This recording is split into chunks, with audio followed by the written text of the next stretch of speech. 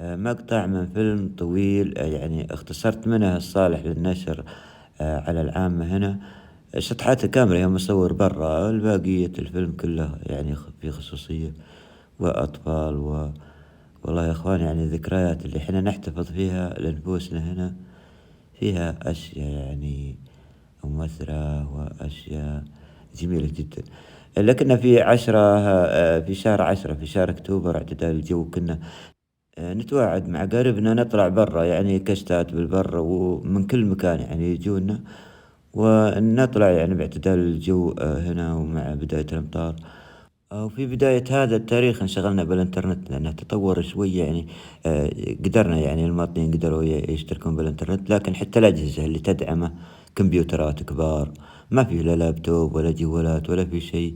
والإنترنت عبارة عن صفحات تقراها قراية، يعني ما فيها لا مقاطع ولا فيها أي شيء. والباحث كان ياهو، موقع ياهو أين، وما فيها أي شيء يعني. والاتصال فيه غالي ومكلف كل شيء، يعني بداية الإنترنت كانت مضحكة شوي صراحة. ما فيها أي تطور إلا مع الأجهزة الحديثة الآيفون وأندرويد عام 2010.